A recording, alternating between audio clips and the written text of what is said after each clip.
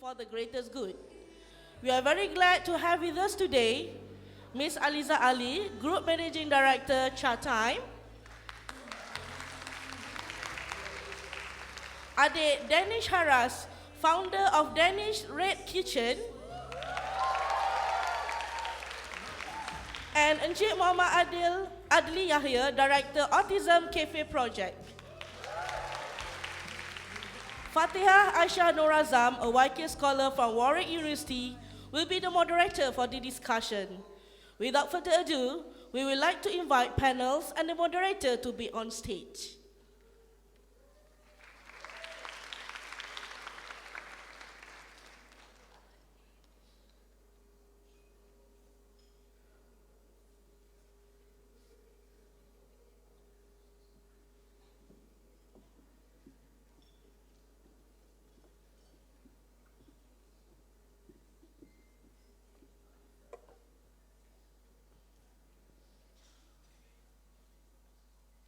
Assalamualaikum warahmatullahi wabarakatuh, and a very good evening to our honorable speakers and my fellow scholars. My name is Fatihah and I will be serving as the moderator for this session.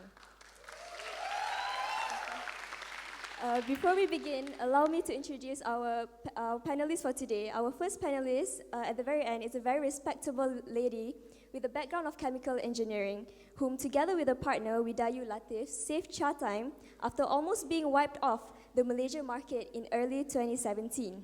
From being just a customer of Chatime to now owning the whole empire of Chatime, not only in Malaysia, but Singapore and Saudi Arabia too. She is none other than the Group Managing Director of Chatime, Ms. Aliza Ali. Moving on to our second panelist, Danish Haras. Danish is not your typical 12 years old. Apart from studying, he runs his own online cooking and baking business called Danish's Red Kitchen, where 10% of his earnings is used to help the sick and needy. A few years back, the altruistic entrepreneur decided to donate some of his profits to charity, starting with the soup kitchen Need to Feed the Need. He also started his own charity, Danish's Love and Support Group, which lets him extend his good deeds to Hospital Kuala Lumpur's Pediatric Cancer Ward, the homeless, various orphanages, and old folks' home.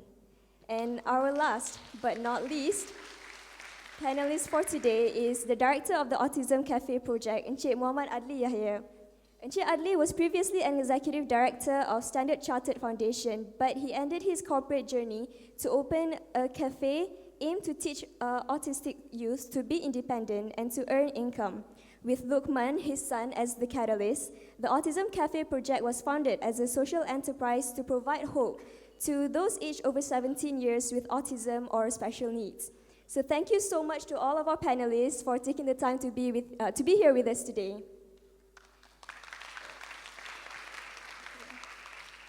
All right, to kickstart our panel discussion on the topic of leaders striving for the greatest good, it could be easily said that a great leader is someone who possesses a vision and the courage to follow through. But us as human beings, we have an innate need to contribute back to those around us, whether it be in the form of something probably small, like being there for someone in need, or something massive, like contributing financially to a worthwhile cause. Thankfully, the notion of social impact is growing among us, and I believe that everyone here who has been through YKGBR, where they made sure we remember the 8 leadership competencies, the sentiment of striving for the greatest good should be already embedded in us. So without further ado, what this panel seeks to address today is firstly, what does it mean to become a true leader that does not only focuses on personal gain, but also strive for the greatest good? Secondly, what is the ideal outcome in promoting this agenda, and what are the priority areas that we individuals and society can do on personal level to ensure that this vision is possible? So without further ado, I would like to start off by asking our panelists today to give your opinion, perhaps based on your previous experience. What is the key to being a leader that can make a substantial difference to the country or by giving back to the nation? And perhaps we can start off with Ms. Aliza.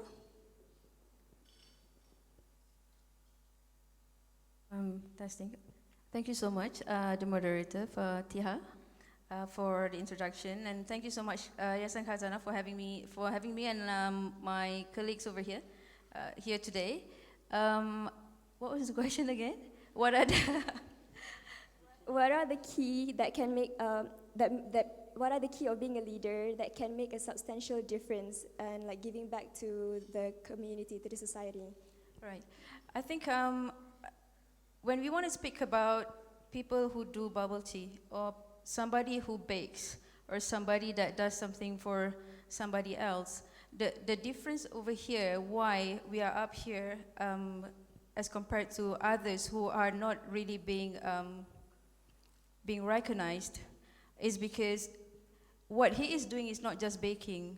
When I heard the introduction just now, he is a baker, but also he thinks about something that's much bigger than that. He thinks about something that's more than himself. He thinks about other people. So it works the same with another panelist that we have over here, where whatever that he's doing is much bigger than himself or his son.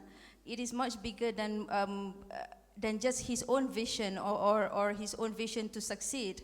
It is about other people that is surrounding there as well. So having that, I think the three of us over here actually share that common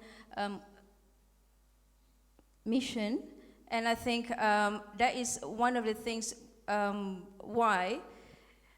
Hold on. That's one of the things why.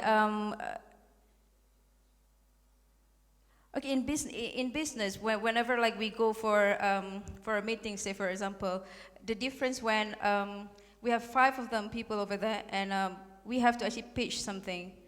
And I have to say something where I need to be chosen within 5 minutes.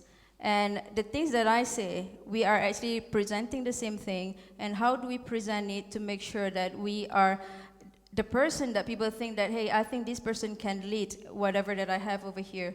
So, like say for example, if I were to be given chat time at that time, and I had to actually convince them at that point of time, I had 4 public listed companies that went to Taiwan at that time who were pitching for these rights to be the master over here. And it was just me and my partner. It was just the 2 of us girls. Our company was only 2 of us and about 10 people making drinks at that time. And how do we show them that we have this quality to lead Chatham in Malaysia? And how do we show them that we can actually do something about it? Is first and foremost is we show our honesty on it, and secondly is to show that we have a plan that is bigger than ourselves, that is not just about like, I want to actually make profit out of whatever that you guys are actually offering us. So I think my first point would be to have mission more than what you are and what your company is about.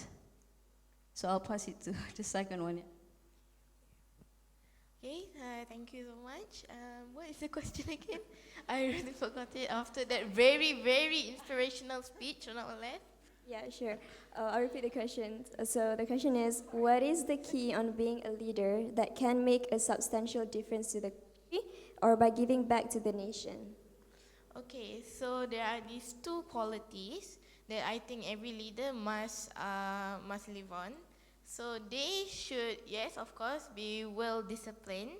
And secondly, the most important part is they should be very devoted in what they are doing. They must have determination. And since, yes, they might feel overwhelmed at sometimes, but you must not give up at all, because if you always give up when you're just young, innocent, and able, then all of your hard work will just go down into the well of nothingness.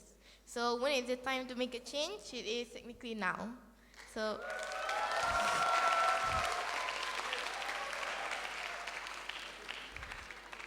So yes, those are the 2 qualities that every leader must live on. And now I will just pass this mic to the person next to me. That's all I got to say.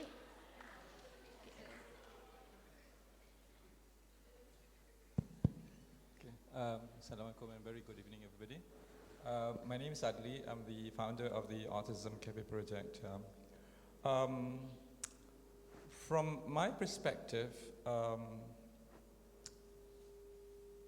it's basically what I'm doing here. It's from here. It's from the heart. It is here, but it's more here. So this is what I'm entering here is the when we set up our Autism Cafe project, it's not about making money. It is not. You know, I'm worrying about what's going to happen to my son. It's here. So it must be anything that you want to work on, especially this kind of work, it becomes here. You tend to be more personal, you tend to be more emotional. Because if it is not, then, for instance, I might be leaning towards making money. Because it's about making money. Here it's very personal, it's from the heart. It's getting that be done so that they can live as normal as us, you know. So we worked, on our side, we work based on here. When we started the project, we don't make money at all. I mean, if you're talking about logic-wise, why do you want to go into something that you don't make money at all? But we went in, knowing that this is what we wanted to do, and we persevered. And we really worked hard, because we knew here alone doesn't make money, because we need to finance the project. So, but as I said again, it's more here than here. But Alhamdulillah, 3 years, we're striving now. Alhamdulillah. Thank you so much for that. Danish, you mentioned about discipline and being motivated, like persevering through things, right? So being someone at your age, 12 years old, doing all these great things, have you ever had a time when you feel demotivated, when you feel like the struggle of juggling between classes and running your business was a bit too much? Have you ever felt that way? And if you did, what pushed you through and what motivated you? Okay, about the schedule part, I've been asked that question many times. So I have a schedule I have to follow. No kitchen, no homework. Not no homework. I mean no kitchen, no kitchen. If I didn't finish my homework or my revision, and of course no kitchen too during exam week. So that is the part where I have to be disciplined. So follow schedules and follow rules.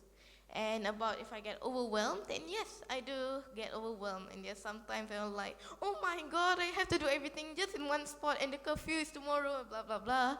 So yes, I do feel like that. But yes, I just keep on going and never give up. So the thing that is fueling me is my future, because yes, what I told you guys just now, if you just give up and when you're young and able, it will just go into nothingness. So alhamdulillah, I have very, very supportive parents over there and there. So thank you, Mama, Papa, for being the eye of supportiveness. And that's all. I'll pass this mic to here. Sorry, actually, we are up here. We don't really hear the questions because it actually resonates. So, yeah. Okay, actually, I have a question specifically for Ms. Aliza. You have won various awards, such as the Brand Laureate, Women CEO of the Year, and Outstanding National Entrepreneurs Award for Women in Business in 2018, to name a few. So how has your life experience, probably in your earlier stage of your career or even in school, made you the leader that you are today? If I can be honest, I was not really I was a good student as far as the grades were concerned, but I was not really like a good student that attended all my classes, so not really a good example. But I made sure I excel in my exam.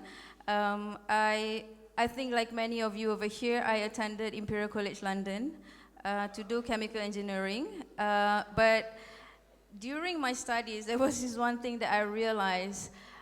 My mind kind of worked bigger than what this engineering field was telling me. That means like whatever that I was learning, I knew that there's no way I'm gonna grow up and use whatever that I'm learning, because I think about like, no, you guys still go to school.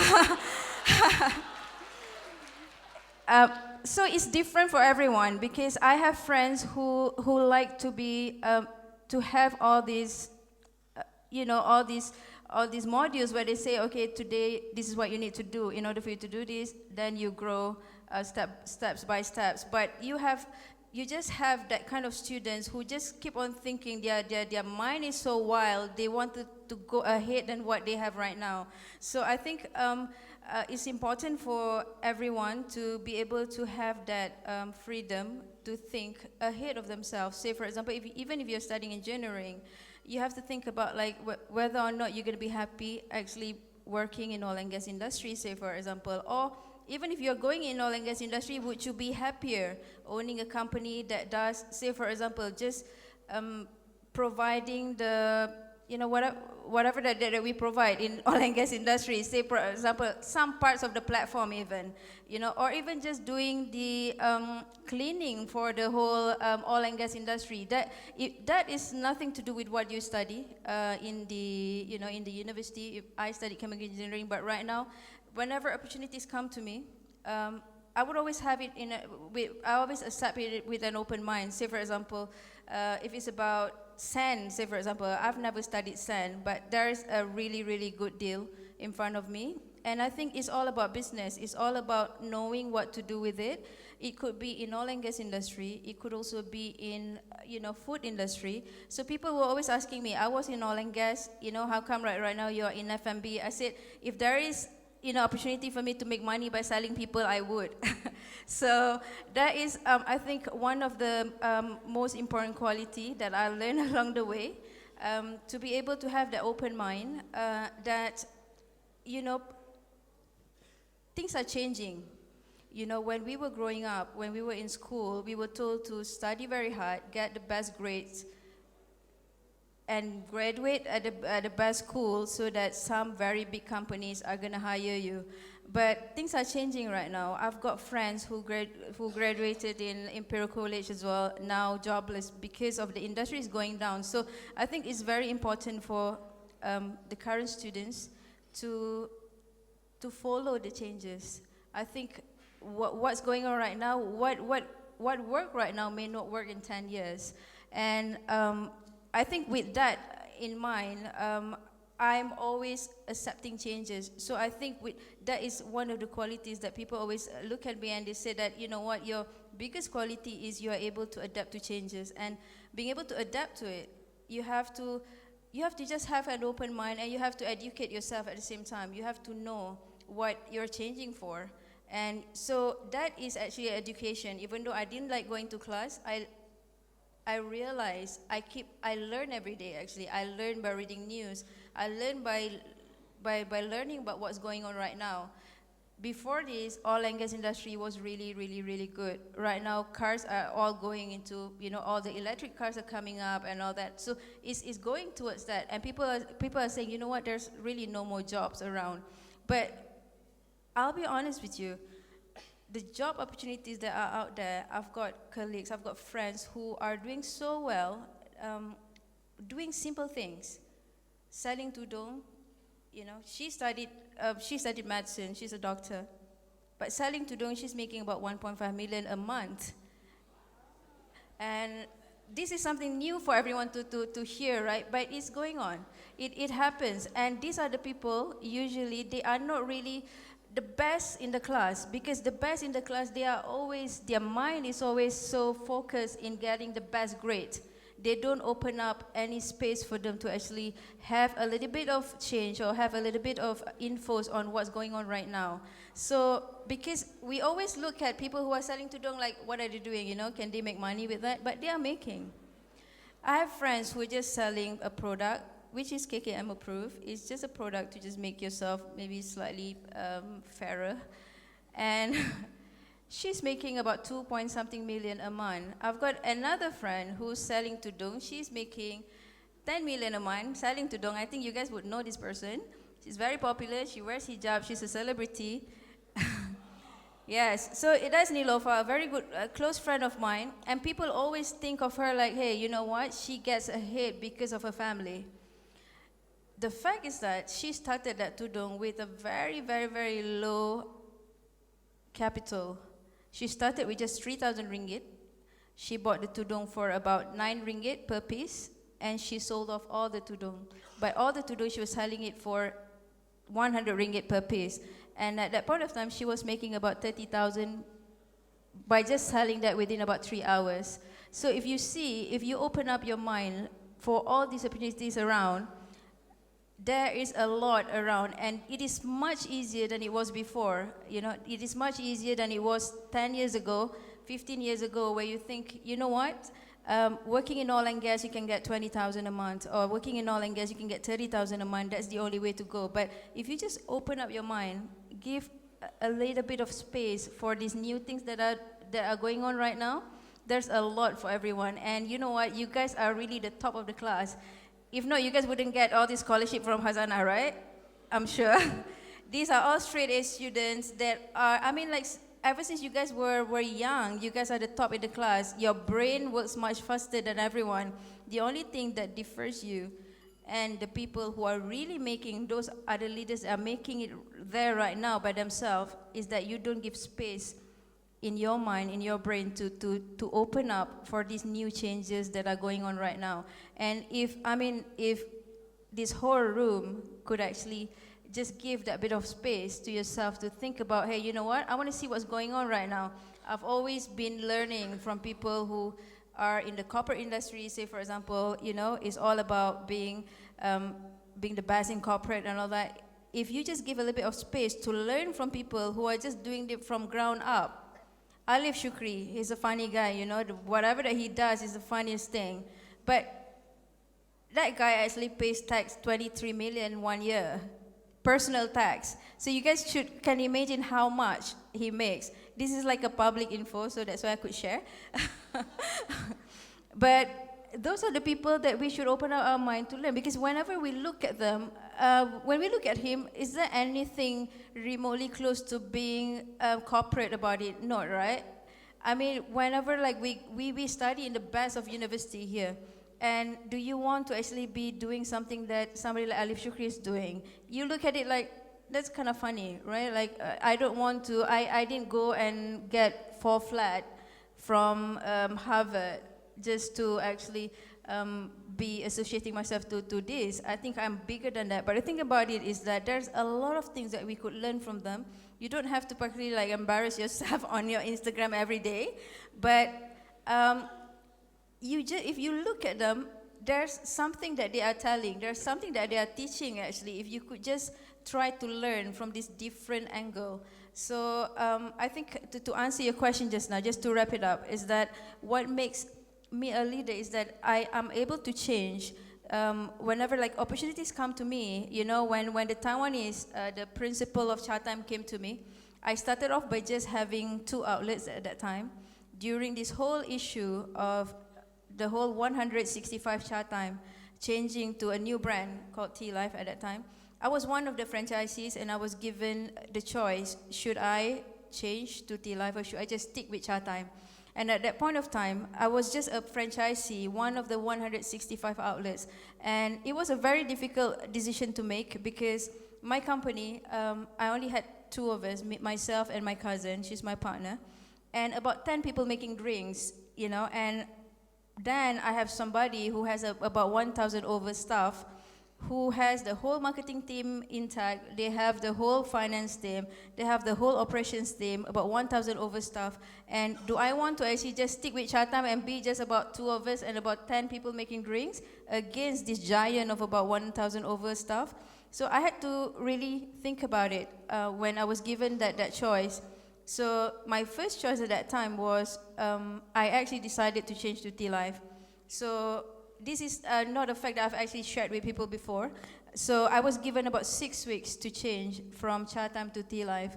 So we were all preparing at that time during these 6 weeks. And just so happened, because my outlet is in Genting Highlands and also in KL Central. So just so happened during this time, it was Chinese New Year in Genting Highlands, and a lot of Chinese went up there to just celebrate. And so that is actually the highest sales that I have every year, is during Chinese New Year. So what happened was that my ingredients was finishing, so I needed to order the new ingredients. So I wanted to order from the master franchisee in Malaysia at that time, which was Loop Holding, a close friend of mine, Brian Lu. So I wanted to order from him, but I was actually advised by a lawyer saying that, hey, Brian already accepted his termination, you need to order from the owner of the brand, which is in Taiwan. As a franchisee, I really didn't know who the Taiwanese was actually. I didn't even know who they were, how to contact them and all that. But just so happened, I was so lucky that the Taiwanese actually sent a letter to all the outlets of Chatham in Malaysia.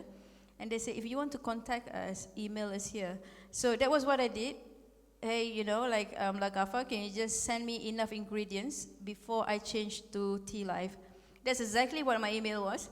And he said, okay, I'll send it using plane because it would take much shorter.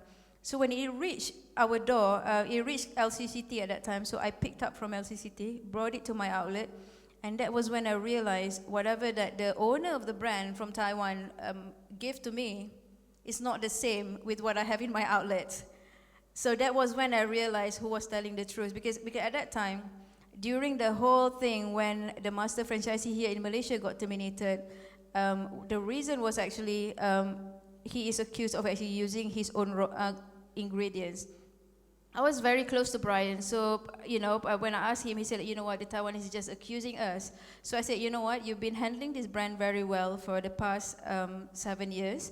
I started being his franchisee in 2011. So you know what, Brian, I'm just going to support you. So basically, that was my decision at that point of time. But once I saw the ingredients that came from the owner themselves, and I brought it to my outlet, and I saw 90% is not the same with what was given to me by the previous master franchisee, that was when I knew that I had to make that decision to, you know, whether to still follow him, even though I know that he was doing something wrong, or to just believe in myself, just stick being with Chatham and hope that somebody else is just going to take over and bring up the brand. So at that point of time, I made that changes within like a few days before we changed to Tea Life to just stick with Chatham. And that was why at that point of time, we only had 4 Chatham in Malaysia as opposed to 161 Tea Life, which became our competitor at that time. So what I did, and the one that got me all these awards, is that I was persistent. And I was very optimistic about bringing up the brand because I knew who was telling the truth. And I knew that we are on the right side. And I knew that somehow people are just going to find out about this. If I could just focus on just bringing up this brand and give my all, then I would actually be able to make it. So I actually didn't intend to become the master. I didn't intend to become the head of the whole Chatham in Malaysia. I was just hoping that some big company is just going to come and take over the rights here in Malaysia, and I'm just going to be, you know, running the Chatham as a franchisee. But I got a call from the chairman, and he said that I want to visit you guys in Malaysia. And he came the next day, and he just came and met me at KL Central. And the first word he said was that, do you want to consider being our new master franchisee? I was very, very shocked because I didn't plan to even be a master franchisee. But obviously shocked, but I didn't want to show it to him. And so he was like, and I asked him why, because we knew that about 3 public listed companies from Malaysia went there, another public listed company from Indonesia went there to just get these rights, and they have all the money, you know, a public listed company, they have tons of money. So, and I didn't understand why he wants to offer this to me. So he said that from the very first day you open your outlet in Genting Highlands, and the second day, and the second outlet in KL Central, your outlet has been our best outlet, not just in Malaysia, but it's actually out of 1,800 Chatham worldwide. And that was actually the first time I heard about it. So, sorry, Ms. Alza, I guess that what you're saying is that yeah, to take opportunities when you see there's an opportunity to be brave and like that's right. Take charge, right? Okay. I think I'll move forward to my next question. This is for Encik Adli. When it comes to being a good leader, it could be common to some out there to only picture someone being at the high position in an organization per se. But they rarely think about being a leader as someone that advocates to give back to society. So you, with the experience of being one of the executive director of Standard Chartered and then now a founder of a social enterprise, what do you think is the biggest challenge among youth at the moment that may confine us to this sort of perspective, that being a leader is just someone who's at the top of corporate ladder, but not much about like giving back to society? On my side, as I said, if you want to do a sort of social enterprise, you must have connection. you just simply don't do, hey, let's do social enterprise for the blind. Without knowing you don't have any connection, you must have connection.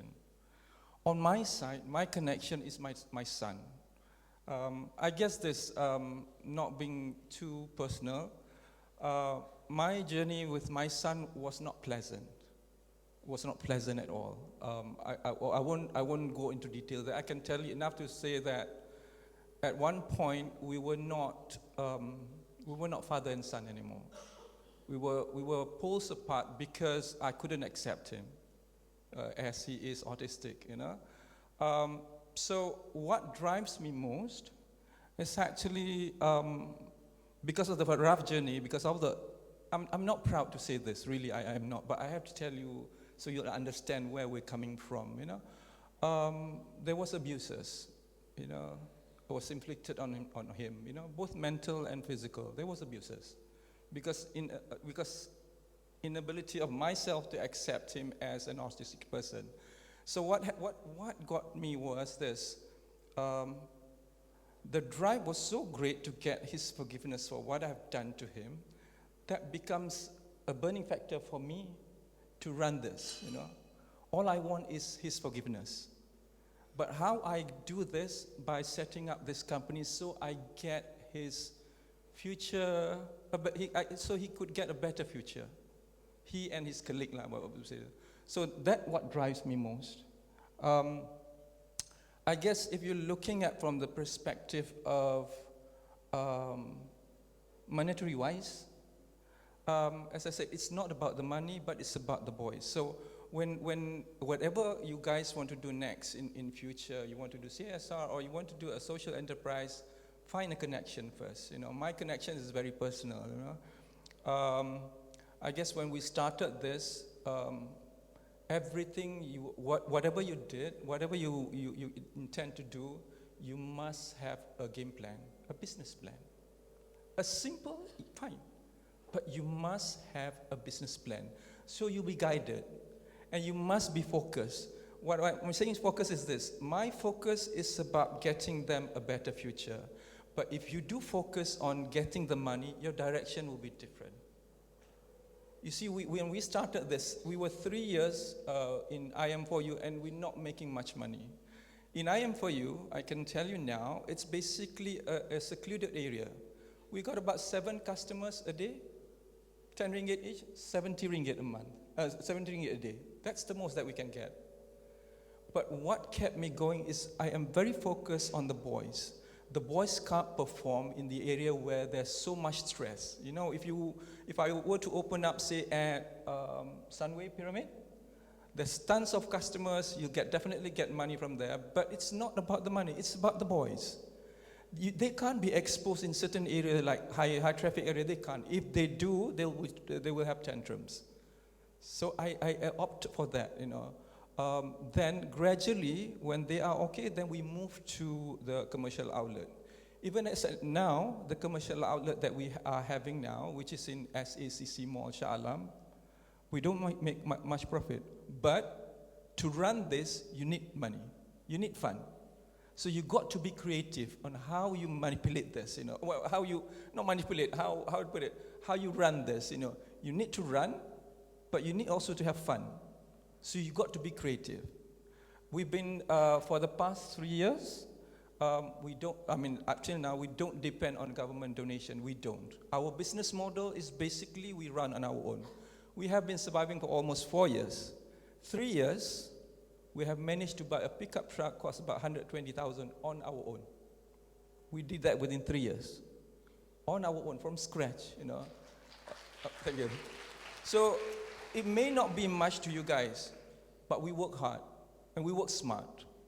We really work smart. We knew we have limitations here, that I can't work alone, but I knew I have to go on strategy, my business plan is this, so I'm being guided. We have now, at this point of time, we have an expansion now. Our business, we don't look for expansion like the franchise, whatever it is, we don't. We are focused on the boys. We may be small, but we are effective. We started from 1, my son, 10 graduated from our cafe, They are working now, and our business model has evolved from getting them to be a staff, training them to be staff. Now we are training them to be entrepreneurs.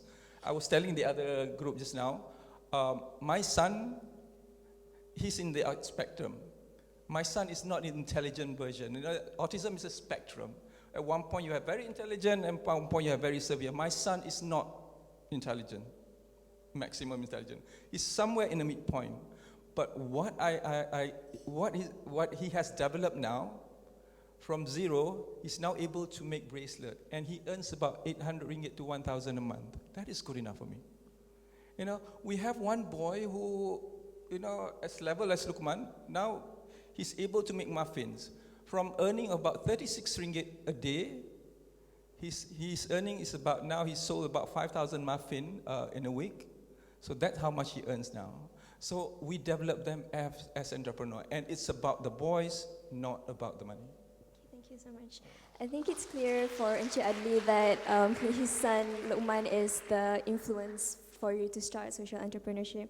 So for Danish, who or what were the greatest influences in your decision to run Danish's Red Kitchen and also your charity that you started a few years back?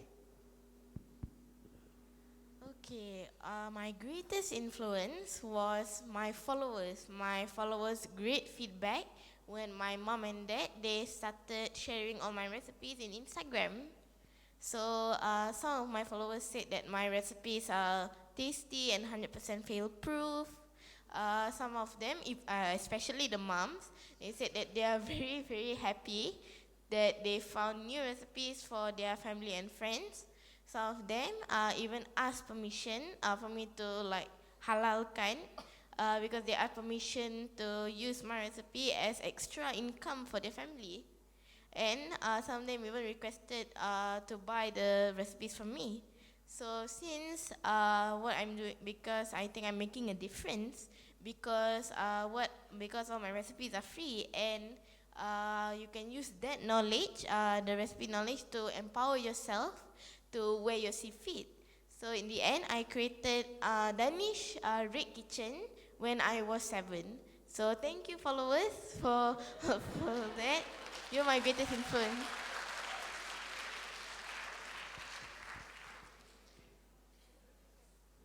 Thank you very much to all of our panelists for their informative and interesting inputs to this discussion. Due to time constraints, I think I would like to open the floor to the audience for the Q&A session.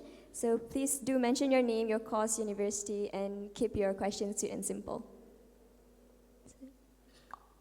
Can we have Sarah over there? Testing mic 1, 2, 3. Great. My name is Sarah. My question is for all three of you. Ms. Aliza, Danish, you are wonderful. And Mr. Mama Ali, very heartwarming. I feel like I speak for most of us as well. All right, my question is very sweet and simple, I hope. I believe that experience is your best teacher.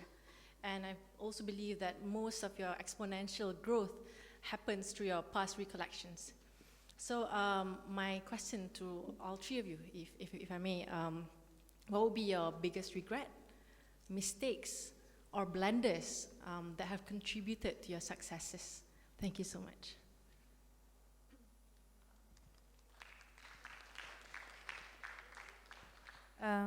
The biggest blunder that has happened to me before was that I was accepted to Imperial College London, and like I said, I didn't go to the class. And but I still excelled in my exam. So the biggest mistake or the biggest decision that I made was that I met with my dean and asked him that if I could just take some time off so that I could just do something that I really want to do. And that was when because right before I went to uni, I happened to be teaching maths class. It was just for tuition. I was charging at 150 ringgit per hour and was teaching 4 hours a week. And by one student, I was actually making about 2,400, and I actually had about 8 students. At that time, I was earning 16,800 ringgit. And I was 18 at that time. I was doing my A-levels. It was actually waiting for me to do A-levels at that time. So that was when I learned about, hey, you know what, there's something that I could do if, during these 6 months that I, between SPM to go into A-levels, I had that time to teach, and I got 16,800 per month, and I was only like a 70-year-old student. And so when I went to uni, I had this thing that was just mixing up in my head, where I feel that, you know what, whatever I'm studying is just so hard, and I need to go through another 3 years of this. And then, like with the money that I got from my scholarship, it's just not enough. Like before this, I get 16,800. I was so happy. And that was when I thought that, you know what, I told him that I want to do business. Please just let me take time off. And once I have actually stabilized myself, I'll come back and finish whatever that I studied with you. So, and my dean, really, he was just very kind and understanding about it. And he let me take time off, and that was when I actually started my company. So that was the biggest blunder that my whole family was against. Everybody was looking down on me because, to drop out of a uni is not really something that you would be proud of. And it was a decision, that was one of the hardest decisions I made, because I was always the straight A student. I was always the ones that everybody was very proud of. But I think at that time, it was like this conflict in me where I feel that, do I want to go through another 4 years and actually start from bottom again at the company that was sponsoring me, or could I just have this chance to just have this start at the age of 20 and see where it goes? If it doesn't work well, I'm still gonna go back. So I have that backup plan. So that was the biggest decision. It was that I was bold enough and crazy enough to do that, but it comes with a lot of hardship, because when I went back, I was not teaching tuition anymore. So what I thought would be so beautiful, that I could get 16,800 minimum, didn't happen. So it was really hardship, but the thing about it is, it was a decision that I made. I was alone. I made it, I had to face it, so I just made it work myself. So yeah, so that was what made me here today, and that is what kind of made me what I am today, yeah.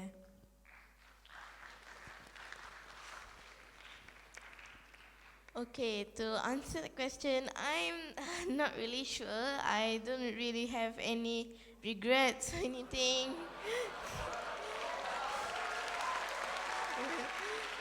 But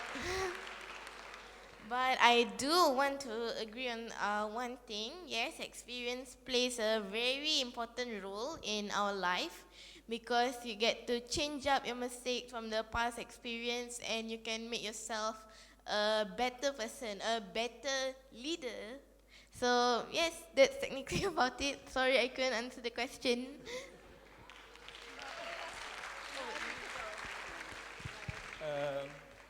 On my side, I think the greatest blunder was actually a blessing in disguise, As I told you earlier, my journey was very rough with Luqman, but that served some kind of purpose in life, When at that particular point of time, it was, as I said, I have a conflict in me was, I couldn't accept him.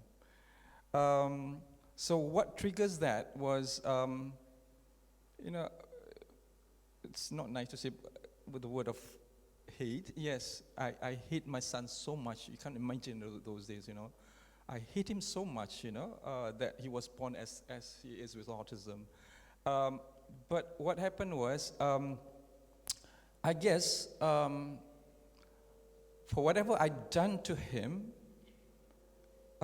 as I told you earlier, I realized I made a huge mistake to him. That actually serves as a fuel for me to, as I told you, I want his forgiveness.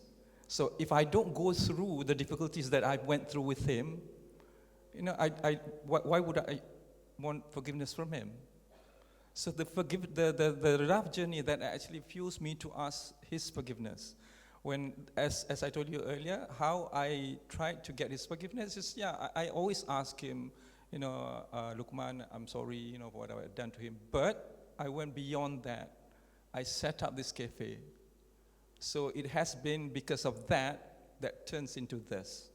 So I said, In all sincerity, when Allah give you something difficult, there's always reasons behind reasons behind it. It's just that during that heat of the moment, you're so masked with, you're so filled with hatred and all, you can't realize it. But when you're here, when you look back, oh, this is why. So I guess the biggest blunder is a blessing in disguise. Yeah. Thank you so much. Thank you. Thank you for your May sharing. we have Shakira? Okay, hi, I'm Shakira from Medicine. So I have one specific question to ask to Mr. Adli. Since you actually set up an autism cafe for your son. So I just would like to know what are the challenges that you face, since autism, many of us, especially the society, they don't understand what autism is all about. And I believe that through this cafe as well is one of a platform for you to spread an awareness about your son and also about the condition of your son. And I believe there are a lot of unfairness that has been happening lately towards a group of these autism people, where some people treat them unfairly. And I just want to know your opinion on that. And I have one more question for Danish as well. I'm your follower, and I really love the way how you actually spread kindness to every people. Whenever I open my Twitter, I can see how you donate to those needy people. What actually makes you feel that it is a must for you to help them, and what inspires you? Thank you. Okay, answering the question, what was the challenges, right? The challenges of setting up the cafe, right?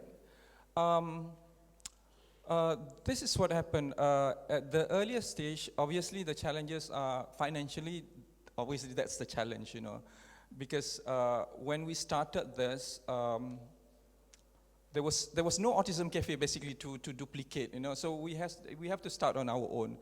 And financially it was difficult, and challenges, I would say this. If you ask me challenges from the boys, because of their tantrum, because of their behavior, I went into this cafe knowing very well this is what I'm going to expect from the boys.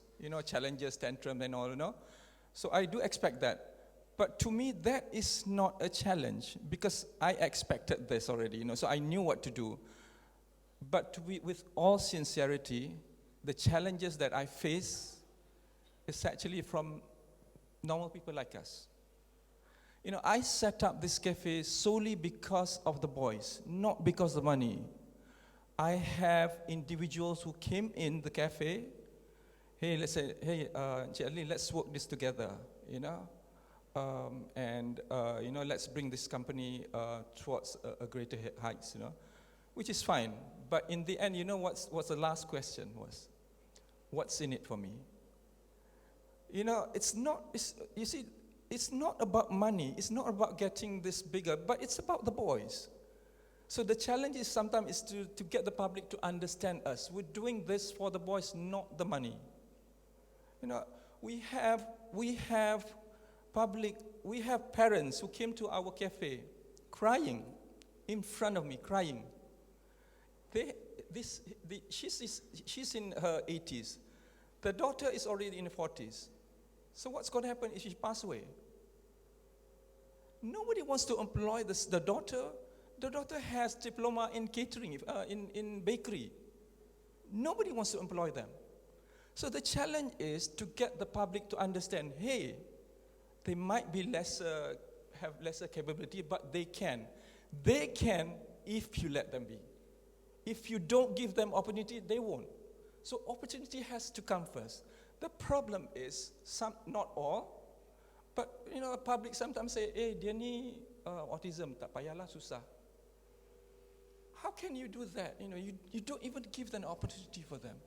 What we ask from you guys is opportunity. That is all. So that was the challenge. That was a real challenge, getting the public to understand what we're doing. And then we have challenges, I said earlier. We have individuals who wants to come in just for the fame and fortune. We have that. Just to let you know, When we started this, we got volunteers to come in. And, me accepting volunteers on the basis of, hey, this is for good, but ended up, it almost destroyed our cafe. Our Facebook been deleted for that particular time. We have about 7,000 followers already on that particular time. It was being deleted. So challenges, as I said, is not from them, but it's actually from people like us. Their heart is very pure. But do you know what's inside my heart? No, you don't. So that's the challenges to me. All right, Thank you so much, Mr. Adli. Okay, before we wrap up, I believe that Mr. Adli has prepared a video for the Autism Cafe project. Yes.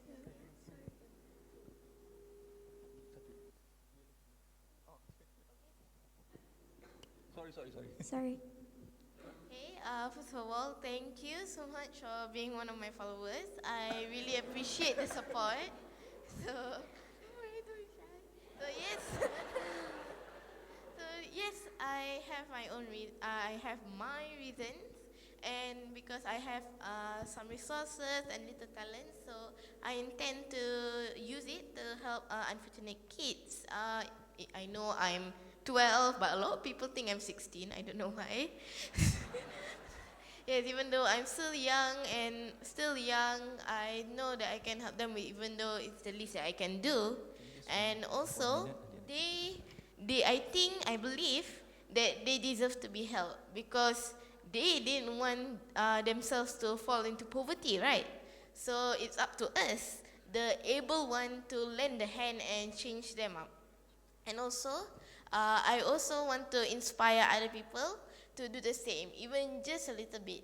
It's why I try my best to spread awareness on my social media pages. And I also hope, inshallah, that I am able to make the world a better and kinder place for all of us. Thank you.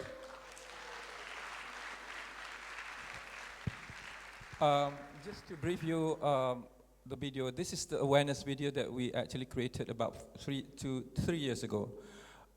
It's very personal.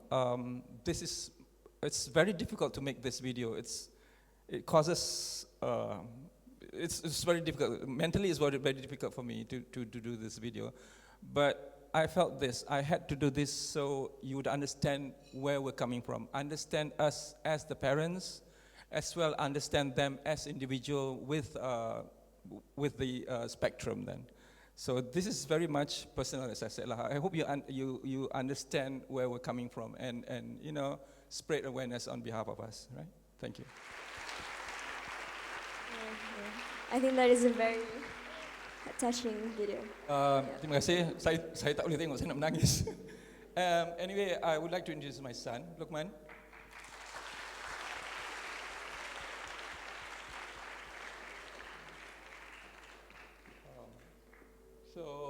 This is Luqman. He's 20 now. We had a rough journey, but we're back to father and son sekarang lah. Alhamdulillah lah. So thank you so much. I